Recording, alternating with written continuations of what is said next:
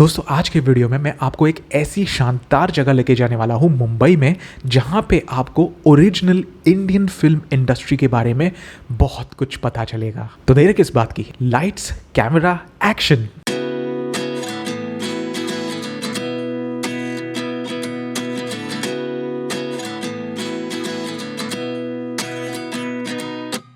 At 29 and I find myself wondering what did happen to the last 10.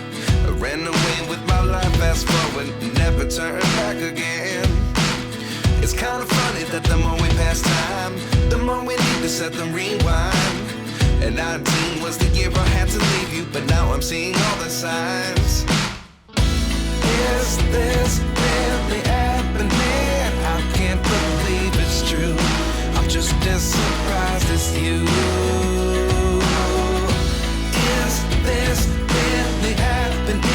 I can't be too sure, but one day I'll be yours again.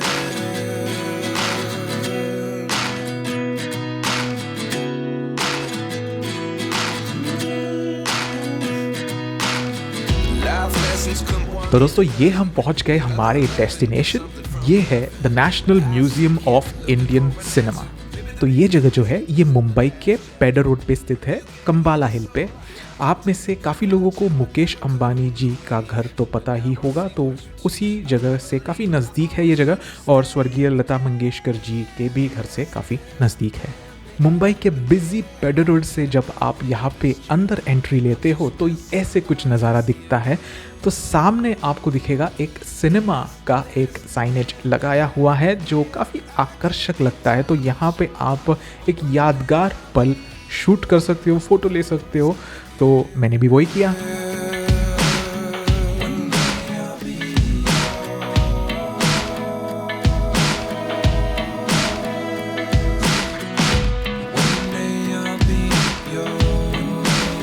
इसके बाद मैं गया यहाँ पे ticket counter पे। Life lessons come one in a dozen. इसमें आपको क्या क्या देखने मिलता है ये मैं आपको दिखाता हूँ इस वीडियो में। आइए मेरे साथ। जैसे आप म्यूज़ियम के तरफ चलते जाते हो, आपको ऐसे फील होता है कि आप किसी राजमहल के परिसर में आए हो, और इस जगह का नाम भी गुलशन पैलेस है। मुंबई में काफ़ी सारा मॉडर्न इंफ्रास्ट्रक्चर अब आ रहा है, लेकिन ऐसे जो इंफ्रास्ट्रक्चर होते हैं, जैसे ये जो बिल्डिंग्स है, इसका जो आर्किटेक्चर है, ये आपको ज़्यादा देखने नहीं मिलता है। ज़्यादातर ये साउथ मुंबई में ही होता है, तो ये उन जगहों में से है। तो अगर आप में से कुछ लोग हैं जो ये जो ओल्ड आर्किटेक्चर देखना पसंद करते हैं, तो आपके लिए यह जगह परफेक्ट है।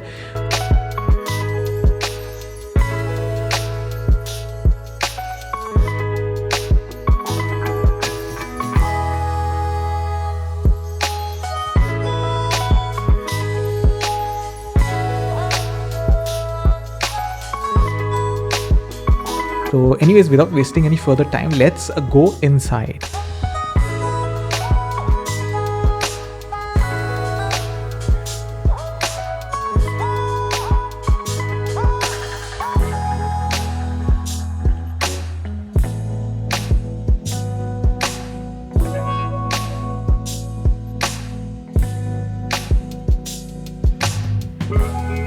दोस्तों अंदर जाने के बाद आपको इंडियन फिल्म इंडस्ट्री का ही नहीं, पूरी दुनिया की फिल्म इंडस्ट्री कैसे शुरू हुई इसका भी आपको ज्ञान मिलता है।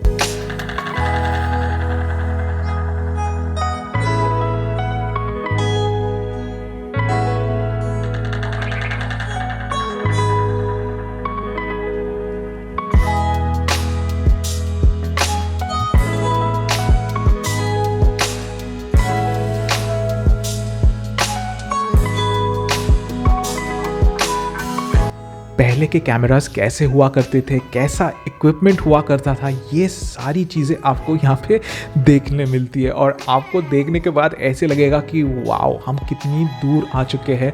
आज की इक्विपमेंट अगर आप देखोगे तो आप कंपेयर ही नहीं कर सकते the level of leaps in technology that have happened, and especially in terms of digital. We have gone all digital now, लेकिन उससे पहले यानी 100 साल पहले ये जो शूट करने का जो एक टेक्निक था वो बहुत ही अलग था। तो इसके बारे में सारी जानकारी आपको यहाँ पे मिलती है और काफ़ी इंटरेस्टिंग है।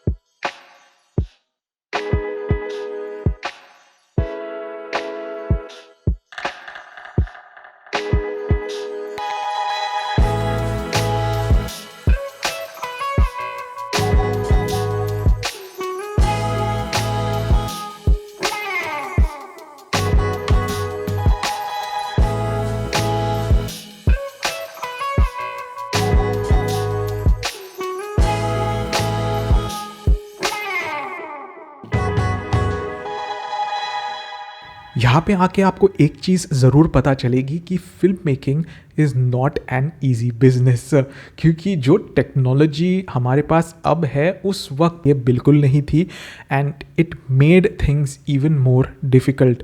और जो आर्टिस्ट थे, जो एक्टर्स एक्ट्रेसेस थे, वो इतने रिवॉर्डेड नहीं फील करते थे जो आज के वक्त के एक्टर्स एक्ट्रेसेस फील करते हैं।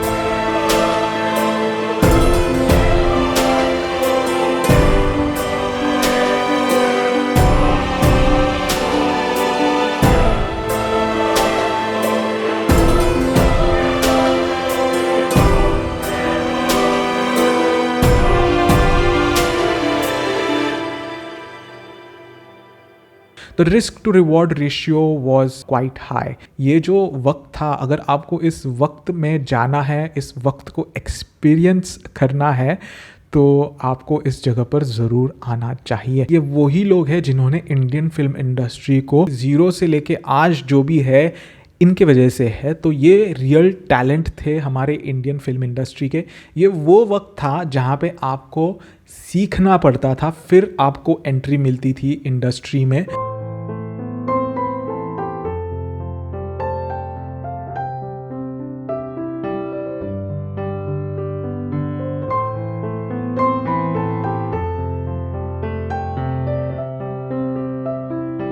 आज की तारीख में अगर आप देखते हो तो mostly you will see a lot of non talented people also in the industry who are doing exceptionally well. तो ये समय समय की बात होती है, और ये जो समय था ये टैलेंटेड लोगों का समय था। जिसके पास हुनर है, टैलेंट है, वो टिकेगा, आगे जाएगा, ऐसा ये वक्त था।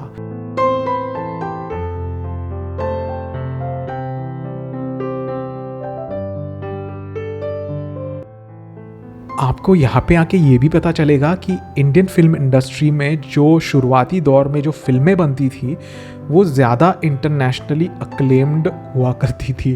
तो आप कह सकते हो the creators back then thought from a very original filmmaking perspective. People really gave a lot of emphasis to original ideas and concepts and scripts. तो उस टाइप की फिल्में वैसे तो जैसे जैसे वक्त बदलते गया वैसे वैसे उस टाइप की फिल्में कम होती गई, लेकिन यहाँ पे आने के बाद आपको उस टाइप की फिल्मों को किस तरह से प्रिजर्व किया गया है ताकि जो फ्यूचर जनरेशन्स है वो उससे कुछ सीखे और उस दिशा में बढ़े, जिससे कि वो दौर फिर से आए जब इंडिया को इंटरनेशनल लेवल पे फिल्म मेकिंग में एक दर्जा मिले, एक रिस्पेक्ट मिले।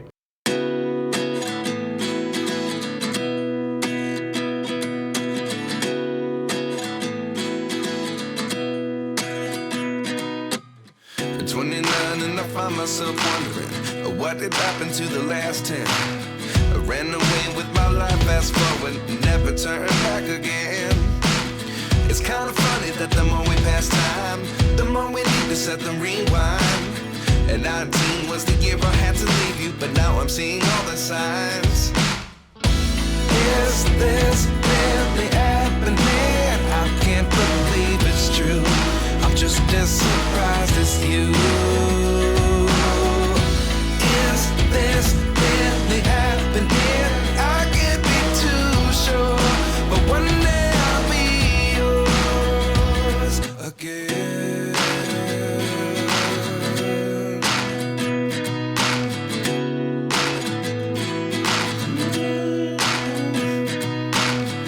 Life lessons come one in a dozen. The other 11 get something from nothing. I sit here looking for an answer. Maybe the biggest question was in the last chapter. You gave me the soul I have today. Without you I never could have moved away. But now I seek what you teach. I do believe I always should have stayed. Yeah. Is this really happening? I can't believe it's true. I'm just as surprised as you. Is this really happening? I can't be too sure, but one day I'll be yours again.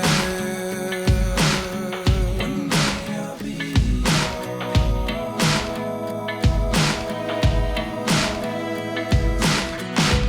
One day I'll be yours. One day I'll be